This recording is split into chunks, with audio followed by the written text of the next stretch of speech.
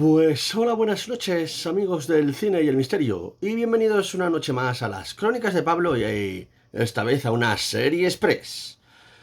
Porque sí, creo que va tocando ya hablar de la serie que todo el mundo está hablando de ella. Y no precisamente bien. Por eso he aquí que yo voy a dar mi sincera opinión sobre The Acolyte. Sí, parece que fue ayer, cuando el pasado jueves 30 de mayo fui invitado a una premiere en la madrileña Plaza de Callao para ver en primicia los dos primeros capítulos y de paso tener la sorpresa de ver y tener la asistencia en persona de nada más y nada menos que la showrunner, Leslie Headland. Y no solo ella, sino también tres de los actores de la serie, como Charlie Barnett, Rebecca Henderson o la española Daphne Ken, que por estar en su tierra y en su idioma natal se sintió especialmente cómoda y habló con bastante soltura sobre lo que pudo haber sido la serie. En ese momento la serie prometía.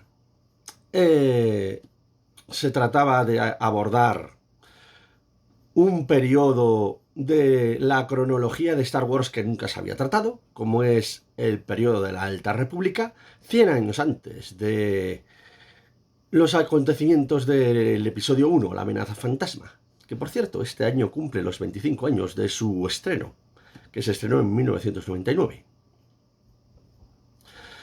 Con personajes totalmente inéditos, totalmente liberada de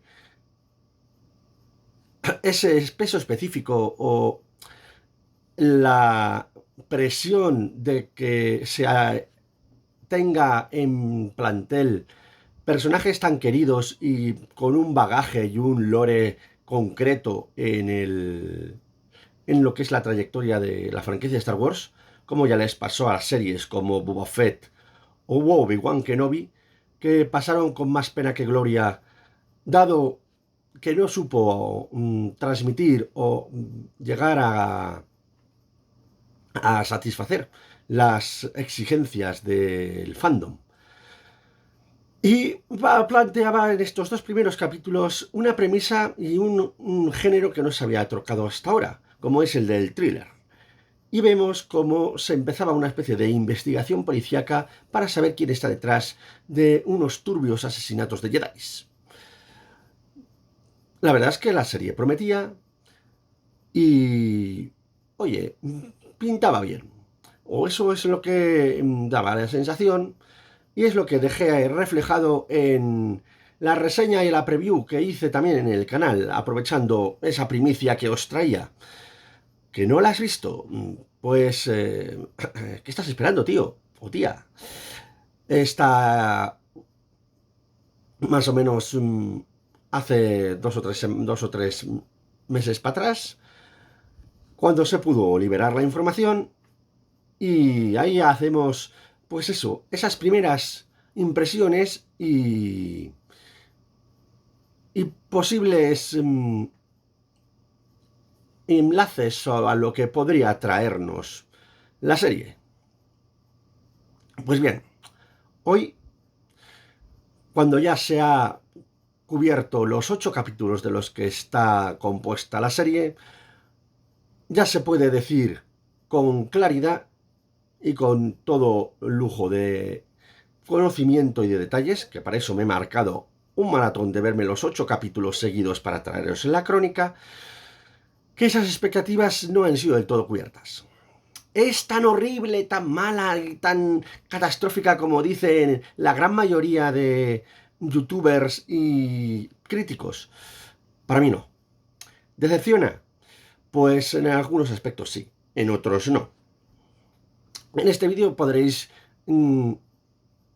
daros cuenta de mi propia opinión e intentaré que sea con el más mínimo número de spoilers, pero me tendréis que permitir alguno que otro para poder desglosar cada uno de los 8 episodios o por lo menos la trama de una forma global. Intentaré ser el mínimo número de spoilers posibles, pero si se me escapa alguno, sabedmelo perdonar, aunque teniendo en cuenta que la serie acabó ya hace más de una semana y ya todo el mundo ha desbarrado en YouTube, sobre todo poniéndola a caldo. Si estás interesado en verla, o ya la has visto, o directamente te has dejado llevar por el haterismo masificado que ha habido contra esta serie y no la vas a ver. Yo aquí intento ser conciliador e intentaré dar los puntos fuertes y los puntos débiles de la serie, que también los tiene, no solo son débiles. Pero antes, hagamos un repaso a lo que es lo que quiere transmitir Leslie Headland y el espíritu o el trasfondo que quiere reflejar la serie. Y es básicamente un juego de contrarios, incluso los propios títulos, que estamos viendo constantemente que juegan a términos antagonistas, como por ejemplo día y noche, aprendizaje o corrupción, son siempre juego de contrarios. Incluso la propia protagonista son dos gemelas, interpretadas ambas por Amanda Stenberg, y que en estos 2 primeros capítulos parecía que prometía la actriz, pero a lo largo que se va desarrollando, sobre todo la evolución de los 2 personajes que interpreta, Mae y Osa, vemos que su interpretación empieza a hacer aguas por todas partes, hasta el punto de que no llegas ni a entender por qué esas transiciones tan bruscas y tan incomprensibles de un lado a otro del espectro en el que se mueve, tanto Mae como Osa, como la propia expresividad que muchas veces no transmite la carga emocional que se supone que tiene que estar pasando cada una de las personajes. En ese sentido, pues la actriz que debería ser la principal ya nos falla. En contraposición tenemos a Lee Jung-jae, que interpreta al Maestro Sol. Este personaje también sufre una evolución y unas diferentes etapas dentro de su trayectoria en la serie, y que es básicamente lo que también trasluce en el mensaje global que intenta transmitir esta serie, que es la plasmación de la gama de grises.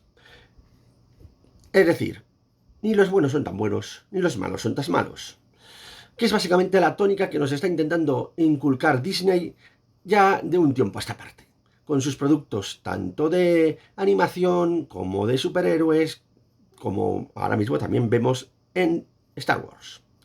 Y así, por ejemplo, lo que es la Orden Jedi, Leslie Headland la pone en tela de juicio y la intenta desmitificar de ese aura de caballeros nobles que están por encima del bien y del mal, que se manejan por un código ético de rectitud y que solo luchan por el bien. Y aquí básicamente lo que nos muestran es precisamente el lado más humano de los Jedi, en el sentido de que les vemos débiles, les vemos con tribulaciones y les vemos cometiendo errores.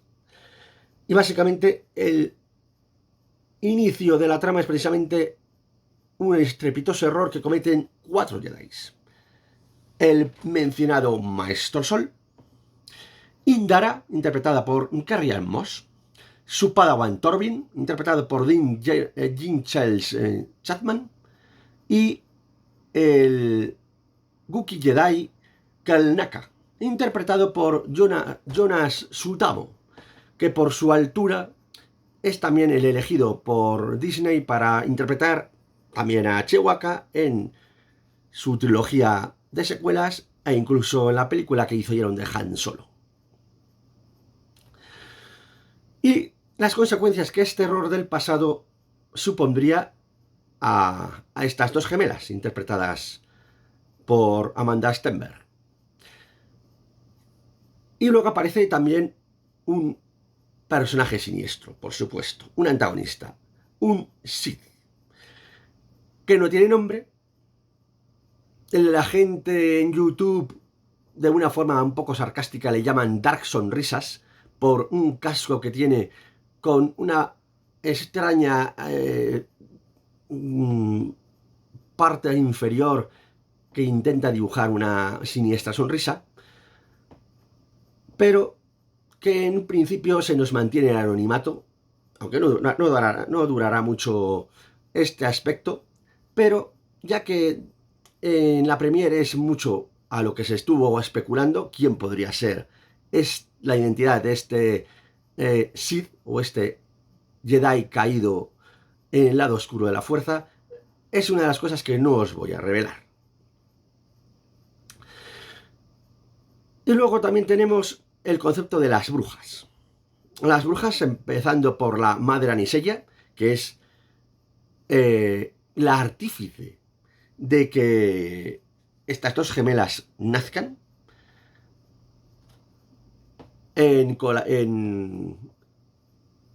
como si dijéramos,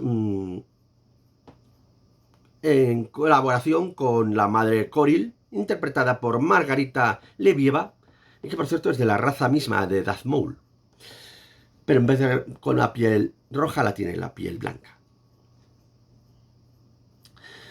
Que ha sabido manejar los miriclonianos para generar vida y generar a estas dos niñas.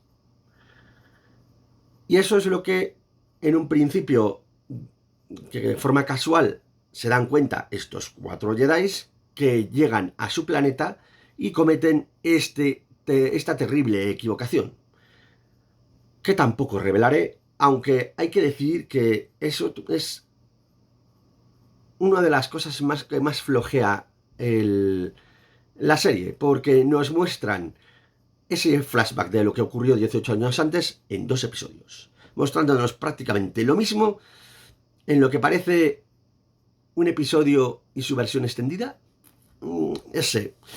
Otro de los handicaps que tiene esta película o esta serie es que precisamente podría haber sido una película perfectamente, porque tiene un montón de relleno, de metraje que no conduce a ningún lado, que está por demás, que no aporta nada a la historia y que sin embargo ha dado como para crear 1, 2 o hasta 3 episodios que dices, esto o me lo abrevias o incluso me lo suprimes y no pasa nada en la trama, porque básicamente es ver como, pues eso, como si dijéramos el lado más humano o más imperfecto de los Jedi son los que llevan a la generación de ese lado oscuro en el que se está moviendo este Sith maestro de Mei, por cierto. Y que realmente sus motivaciones para caer en el lado oscuro tampoco están claras. Te acaban diciendo que sí, yo es que prefiero moverme en libertad y no guiarme por los preceptos y las reglas de los Jedi que te comprimen y te controlan. Dices, ¿y por eso te tienes que volver malo y hacer maldades? Pues licenciar el guión. Y ojo que la palabra licencias de guión en esta trama o en esta serie la vamos a oír mucho. Porque muchas veces las cosas pasan sin ningún tipo de verosimilitud lógica o entendimiento cara a los acontecimientos y la propia evolución de los personajes, sino porque conviene al guión y conviene a la prosecución de la historia. Que eso es lo que muchas veces estos haters achacan por que sea un guión fallido, un guión muy malo, en el sentido de que no sabe tratar a los personajes, no sabe llevarlos por un camino más o menos consecuente, o más o menos lógico, más o menos verosímil, y les llevan a hacer cosas que no tienen sentido. Aquí me vais a permitir que entre un poco en spoilers, porque vamos a hablar de la evolución de Mae y Osa. Y de ahí que podáis entender por qué hablamos de que la evolución y el guión no es demasiado brillante en el sentido de progresión. Hablemos de Mae. Mae nos la presentan primero como la villana, la que está detrás de una especie de ajusticiamiento o de hacer una especie de juicio contra estos 4 Jedi que en el pasado afrentaron o cometieron un terrible error en el planeta de las brujas y que Mae viene a resalcirse. Y acaba con Indara y con Torvin, que por cierto, batallas que sí, prometían, pero que luego se los ventila demasiado fácil. Que ese es otro de los handicaps que tiene la película. Han downgradeado un montón a los caballeros Jedi.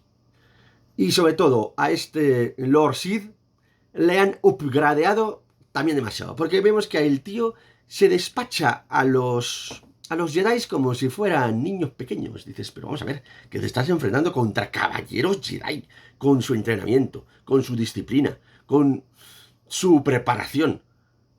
Y ala, nada, dos espadazos y ya.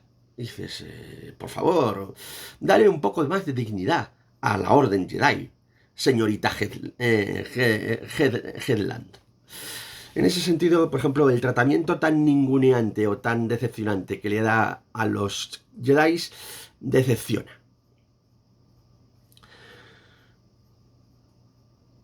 Pues bien, nos encontramos que Mae llega a conocer o llega a darse cuenta de que su hermana sigue viva y oye, y eso le hace cambiar su punto de vista y dice, ya no voy a ser tan mala. Me voy a plantear eso de ser mala y tenía la intención de matar a aquel Naka, pero ya no. Entonces, bueno, pues vale. En el capítulo 4, que es totalmente de relleno, que es En busca de Kernaka, y ves a la facción del Maestro Sol con todos sus con todo su equipo de Jedi, entre ellas Jekilon, que es su padawan, el personaje que interpreta Daphne Ken, por supuesto el caballero John Fandar, que es el personaje que interpreta Charlie Barnett, y otra serie de Jedi random que ni les conocemos, ni pasan totalmente desapercibidos. Y por otro lado, pues Mae con su amigo y compañero Kimir, que es como si dijéramos su suministrador de, pues eso, de armas o de las necesidades que necesita la chavala para cumplir su misión. Y 25 minutos viéndoles andar, lucha contra polillas. Seguimos andando, hasta que llegamos a la casa de Kernaka. Se reúnen las dos facciones, empiezan la lucha y fin. Dices, ¿qué mierda de 25 minutos me has mostrado, tío? La verdad es que el episodio 3, el episodio 4 y el episodio 7 son los más decepcionantes de la serie. En contraposición nos encontramos con el episodio 5, que ya nos dijo en la premiere Daphne Ken que era su preferido, y en ese sentido estoy de acuerdo con ella, porque se nos muestra perfectamente la lucha esta entre un upgradeado Lord Sith dar sonrisas y unos downgradeados 8 o 10 Jedis, que dices, 1 contra 8 y gana el que es 1, Porque los otros 8, ¿qué pasa? Que son mindungis, son inútiles, son tontos. Eso es lo que digo yo que decepciona.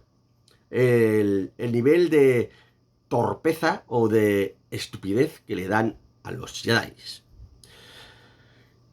Por supuesto, el Maestro Sol no tiene esa torpeza y, oye, llega a tener una lucha bastante interesante contra este Lord Sith. Pero bueno, si no queremos entrar en más spoilers de cómo acaba esa batalla, lo dejamos ahí.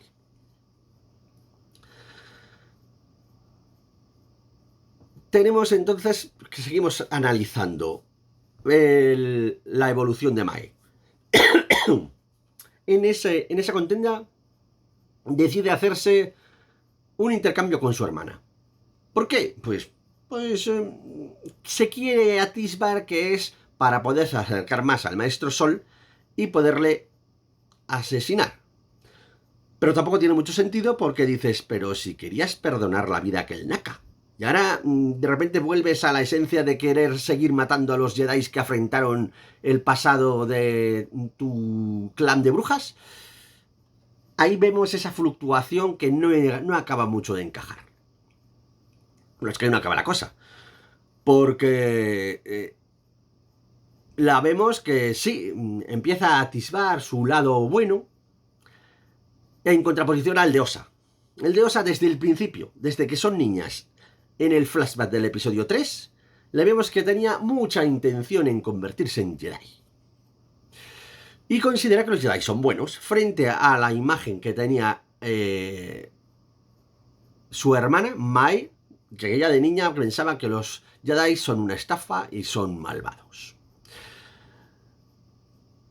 Ocurre esta ofrenda o esta desgracia en el planeta de las brujas, que no voy a detallaros qué es lo que pasa para que veáis la serie, pero que vamos, en el episodio 3 ya la tenéis, y encima la tenéis alargada en el episodio 7.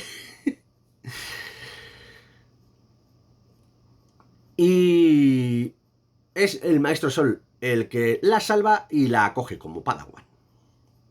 Y lo que pasa es que no llega a poderse convertir en Jedi y acaba convirtiéndose en una mecánica de naves espaciales.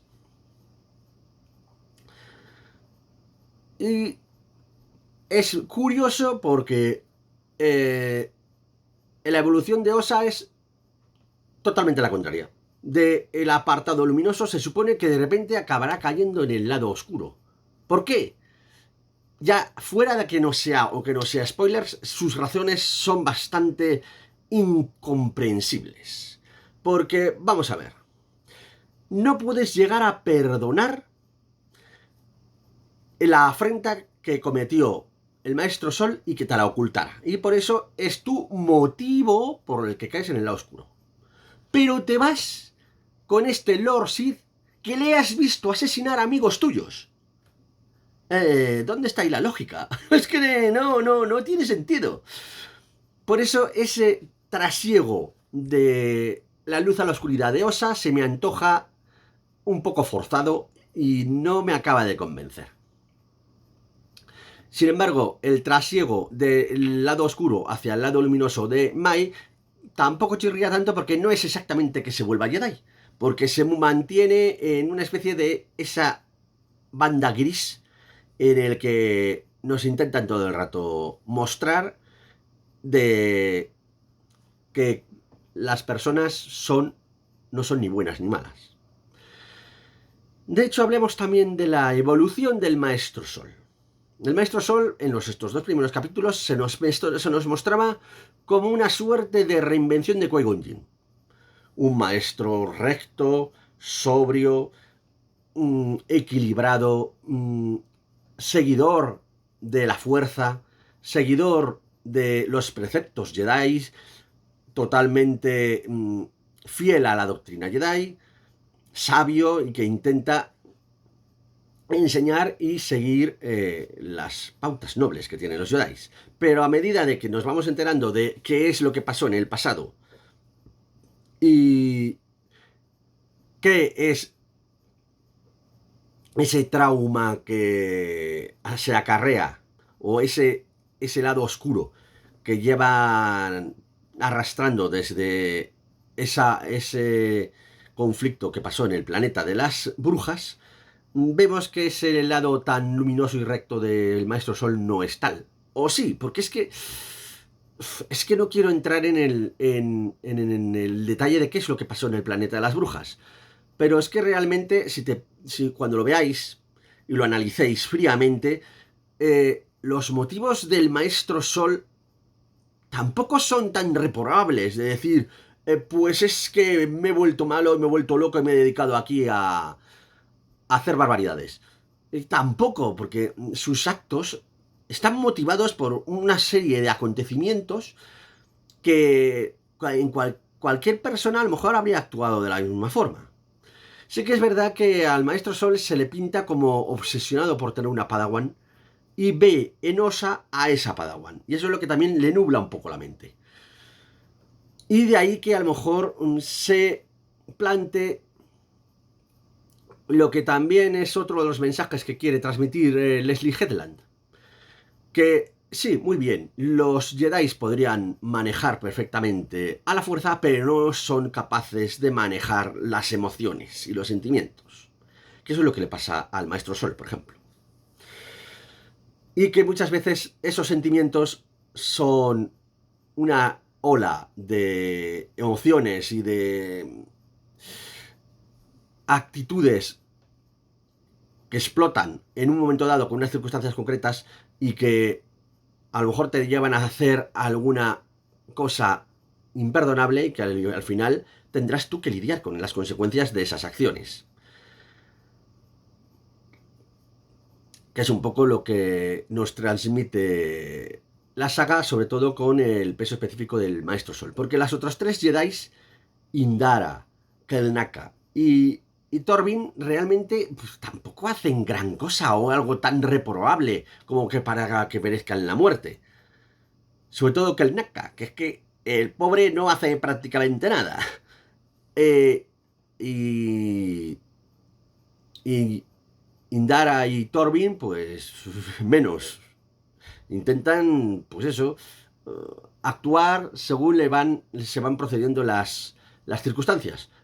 Porque hay que decirse que las brujas tampoco son trigo limpio, tampoco son, wow, la panacea. Sí que son una especie de sociedad que pretenden vivir ellas sin que se les moleste, en paz y armonía, ellas mismas, no quieren que nadie se entremezcle en sus historias, y que cuando aparecen estos cuatro Jedi, pues dicen, oye, vosotros intrusos, largaos. Que es otra de las críticas, y además las menos justificables que ha recibido esta serie. Sobre todo se ha criticado por ser una serie de alto componente woke. Porque sí, no hay que negarlo. Esta serie sigue los patrones de Disney de inclusión, diversidad, empoderamiento femenino y cualquier componente woke. De ahí, por ejemplo, que la protagonista sea una mujer afroamericana. De ahí que esta comunidad de brujas sea una comunidad eminentemente femenina y que los haters estos contra el componente pop yo dicen, oh, ¿cómo nos pueden mostrar una comunidad en la que las mujeres viven sin necesidad de ninguna presencia del varón e incluso son capaces de generar vida como si fueran lesbianas espaciales? Dices, pero qué gilipolleces, estos son estupideces. Entre otras cosas porque en ningún momento te pueden llegar a mostrar manifiestamente que sean lesbianas. Puedes intuirlo, sobre todo la relación entre las dos madres de las gemelas, la madre Anisella, que es como si dijéramos la que los ha generado a través de la fuerza o a través de una estimulación de los midiclonianos o a saber cómo, porque no te lo explican, y la madre biológica como es esta, la madre Coril. Pero es que tampoco se están diciendo nada que además no se haya podido ver en Star Wars. Primero, el concepto de brujas como una sociedad matriarcal ya se puede ver en Clone Wars, en series, en cómics. Es un concepto que no es nuevo.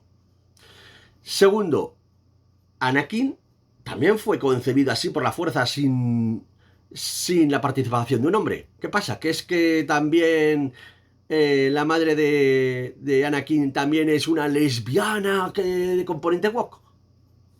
Absurdo. Son, en ese sentido, Leslie Headland conoce perfectamente el lore y todo lo que es la idiosincrasia de Star Wars y lo usa a su propio albedrío, aprovechando que tiene libertad absoluta de creación, puesto que estamos en un periodo inexplorado dentro de la cronología de Star Wars. No me parece tan denostable, porque yo también estoy a favor de una inclusión y una diversidad, y hacer visibles todas las etnias, razas y diversidad también de género y de condición sexual. Ojo, dentro de que no se menoscabe, ni se ridiculice, ni se humille cualquier otra condición sexual como pueda ser la heterosexual blanca masculina. Que eso se ha visto mucho en muchas películas de este wokismo, que ese es el que sí que criticaría yo. Y sí que es lícito que se mencione como algo a no apoyar, porque todo lo que sea menoscabar cualquier tipo de condición me parece mal. Y se ha visto en otras películas como, por ejemplo, el hombre heterosexual blanco es directamente ridiculizado o tomado como villano o tomado como violador. Y dices, ¿por qué? ¿Por qué? No sé, tampoco me quiero meter en estos líos, que es una temática bastante sensible, pero yo, por ejemplo, esta serie de la que estamos hablando, yo no la critico por su componente woke. Lo tiene, pero de una forma y de una utilización inteligente. Porque ya veis que tenemos presencia afroamericana, presencia coreana, con Lee Jung-jae, que sale del juego del calamar, como sabréis. Presencia española, con Daphne King. Presencia latina, con Manny Jacinto, que es el actor que interpreta a Kimir. O sea que la diversidad y la inclusión de distintas razas me parece totalmente lícita, correcta y adecuada. Y además, teniendo en cuenta que estamos en una galaxia muy, muy lejana, pues oye, que haya esta armonía me parece estupendo. Por eso, las críticas que he podido ver de esta es una serie de... pues eso, de lesbianas espaciales, me parece una absurdez. Lo que sí que veo que tiene más razones con esos supuestos agujeros de guión o acontecimientos que están metidos un poco porque sí, porque le conviene al guión y no presta atención a la verosimilitud de los acontecimientos. Pero ojo, lo que parece que todos estos haters solo se quedan en eso, también la serie tiene cosas positivas. Como por ejemplo la fotografía, la distinta recreación en ambientes naturales, la coreografía de batallas y de sables luz. Esa yo la salvo y me parece incluso mejor de lo que se haya podido ver en la trilogía de secuelas, por ejemplo, que parece que estaban jugando al kendo, más que una batalla con sables láser. Que por cierto, en algunas ocasiones, como por ejemplo en una de las batallas finales, en el episodio 8, había claras alusiones y referencias, por ejemplo, a la lucha entre Anakin y Obi-Wan en La venganza de los Sith. Así que vemos que hay un montón de referencias y de pequeñas guiños y homenajes a todo el recorrido de las películas y series de Star Wars, incluida la mítica frase de "tengo un mal presentimiento". Y creo que en ese sentido Daphne Kerr eh, pues no lo hace mal, la chavala, dentro de que su personaje es bastante secundario. Pero lo que también la lastra es precisamente que cuenta con demasiados personajes que al final no aportan nada a la historia y que acaban teniendo que ser o obviados o suprimidos o ninguneados o infravalorados, y que no, y que al final es que la trama solo se centra en Sol y las gemelas, prácticamente, porque el resto son personajes muy eh, muy secundarios, que no tienen apenas recorrido. Como por ejemplo pasa con Bernestra, el personaje interpretado por Rebecca Henderson, que es como si dijéramos en la líder Jedi, a la que por ejemplo rinde cuentas el maestro Sol, que está ahí por ejemplo en la sombra, que se supone que tiene que coordinar y supervisar los acontecimientos de los Jedi, y que sus acciones pues son un poco que no tampoco trascienden, ¿no? Es un personaje secundario que a medida que va pasando la trama, sobre todo en el episodio 8, se supone que tendrá más peso específico a nivel político y diplomático, porque ahí se supone también una trama política en la que los senadores de la Alta República quieren auditar y hacer una investigación interna a la Orden de los Jedi, y eso, sin embargo, también pasa muy desapercibido. El episodio 8 ya sería el final de la serie. Intenta dar explicación o cerrar algunos de los hilos planteados en la serie, pero también deja otros abiertos. Abiertos sobre todo a una hipotética segunda temporada que ya nos dijo Leslie Headland que estaba en su pensamiento. Otra cosa es que se hay que hacer teniendo en cuenta la defenestración masiva que ha tenido la serie. Y que me parece que a nivel de datos de audiencia tampoco es que le haya ido mejor. Pero en fin, es una pena porque si no se llegara a hacer esta segunda temporada, que yo, en contra de todo lo que dicen los youtubers haters estos que sueltan bilis y son destroyers, yo sí que la secundaría. Precisamente por cerrar esos cabos sueltos que han aparecido. Porque sí, serán todos los personajes originales, tendrán un desarrollo más o menos irregular, pero oye, ahí están.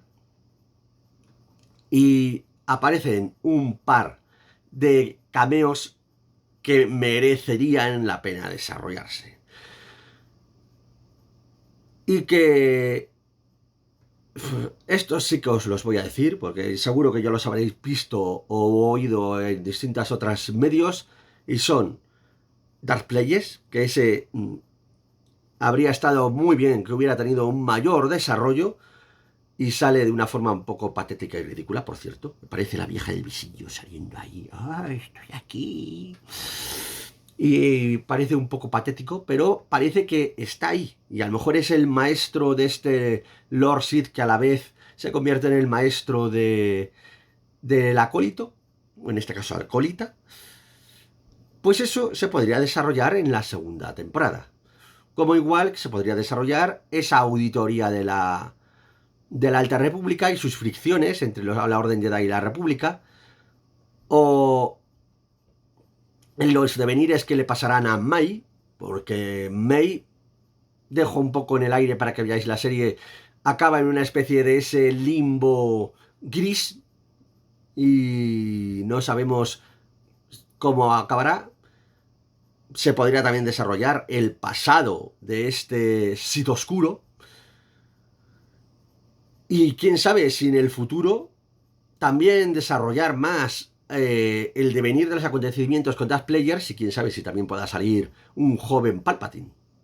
Y el segundo de los cameos es, como no podía haber sido de otra forma, y que podía haber salido más, es el Maestro Yoda, que se supone que va a ser también el confidente o el maestro al que pide ayuda y consejo Bernestra tras los acontecimientos finales en el que desemboca toda la trama de esta historia. Lo veremos, pues no se sabe todavía. Se me antoja un poco complicado por todo lo que estamos viendo de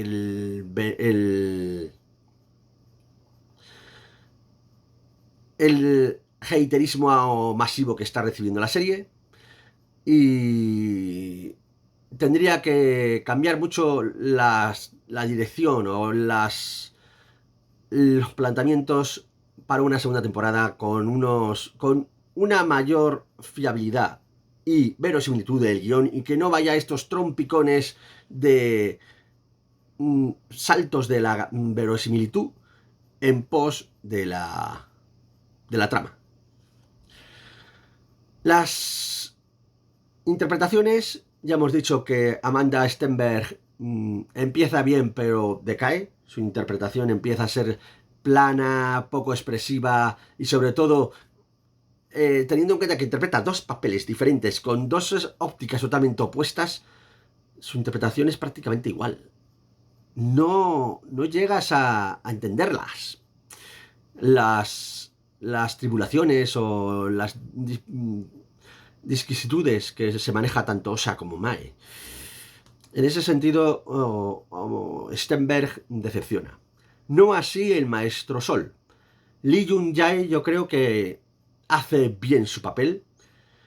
Se ve perfectamente su evolución de rectitud hacia las tribulaciones, dudas y obsesiones y a la vez el peso específico de los remordimientos, la culpa y pues eso, los tabúes o lastre que lleva con respecto a lo que sucedió 16 años antes en el planeta de las brujas. Y los demás personajes es que, ya digo, que son bastante secundarios. Sus interpretaciones son correctas, pero llanitas. Y como no tienen tampoco ni desarrollo, ni evolución, ni ningún tipo de trascendencia, pues se quedan ahí en un limbo de interpretación correcta, pero sin trascendencia. Y personajes desaprovechados. Por supuesto, el de Carrie Moss. O el de Kernaka. Que habría dado muchísimo más juego el personaje de un Jedi Wookiee. Porque es que además, aquí voy a poner otro pequeño spoiler. En el tan traído como he mencionado, episodio 4. Que ves 25 minutos a la peña yendo a buscar a Kelnaka, a su casa. Y te la encuentras ya muerto. Dices, no me has mostrado la lucha de Kernaka contra su supuesto asesino, que ha de suponerse que es Lord Sith. O May. Aunque yo apostaría más por el Lord Sith, porque May se supone que estaba en ese camino de redención. ¡Ni no me lo muestras! En testimonios he llegado a leer que es que no se mostró porque se salía de presupuesto. Digo, ¿en serio? ¿Se sale de presupuesto? Pero si has hecho coreografías bestiales y no puedes añadir una más. Es que es un poco absurdo, pero en fin. Otro apartado positivo es, por ejemplo, el visual. En el episodio 8, por ejemplo, se ve también una persecución de naves espaciales que nada tiene que envidiar a las de las películas originales. Eso sí, con sus exigencias de guión, porque estaba claro que el Maestro Sol tendría que perder o no podría dar alcance a la nave de Mae y pues por exigencia del guión, pues una especie de topillo que tienen como rastreador, que en principio descubre que Mae se está haciendo pasar por Osa y la intenta detener, pero luego la ayuda a escapar saboteando la nave de Sol. Dices, ¿por qué? Exigencias del guión. Pero en fin, ese personaje también es ya no solo desaprovechado, sino bastante prescindible. Porque que no hace nada. Es un topillo que lo único que sirve es para rastrear. Dices, pues como el típico sagüeso de las películas de policías. Es que no aporta nada a la trama. Pero en fin. Por todo ello, yo creo que por ir concluyendo la crítica, que ya llevo un buen rato hablando, que ya esto no se puede decir que es una crítica express, pero en fin, la serie es la peor de la historia de Star Wars y que Disney ha tocado fondo con respecto a cargarse el mundo de Star Wars. No. Que está bien. Está normalita. Yo la salvo por la banda sonora, que no he dicho nada de ella, pero es una banda sonora bastante correcta y afín a los acordes originales de John Williams, y que acompaña bastante bien a los momentos en los que tiene que acompañar, tanto de forma trágica como de forma épica, como de forma trascendente. Yo creo que hace buen recorrido. No es apoteósica como pudiera ser John Williams, pero bueno, es como si dijéramos las piezas de John Williams que pasan más desapercibidas porque son de momentos de las películas más calmados. Pues de esa índole. Pero oye, que estamos hablando de que es una banda sonora a tener en cuenta. Los efectos visuales espectaculares. Las luchas de sables láser espectaculares. Yo las he disfrutado como un enano. Y el planteamiento de general, de pautas generales, de mostrar a los, por ejemplo, pues eso, las equivocaciones o el lado más humano de los Jedi. Aunque me parece mal que las haya downgradeado tanto, pero bueno, tampoco me parece mal. Esta presencia de este Sith misterioso y su origen o su relación con Pleiades o su propia relación con el futuro de Palpatine. También me parece interesante cara a desarrollarlo en una segunda temporada. Yo creo que esta serie tiene premisas y tiene conceptos, tiene ideas interesantes que merecen ser tratadas. Y por eso, con todo este bagaje, no la puedo suspender, pero tampoco la puedo dar una notaza, por todos los agujeros de guión y de incongruencias que hemos visto que tiene. Por eso la voy a dar un 6 raspón. 5,5, 6 me voy a mover. Y la salvo por lo que he dicho. Efectos especiales, banda sonora y luchas de sables. Sí, puede ser lo más visual y lo que es un planteamiento muy superficial. Y que realmente lo que es importante en una historia, que es el guión y la historia y cómo está narrada y cómo está solventadas los conflictos y el inicio, nudo y el desenlace, en algunos aspectos flojea. Pero yo, a pesar de esos fallos de guión, me ha entretenido. Por eso no la suspendo. Y la doy es un aprobadillo justo con un 5,5, 6.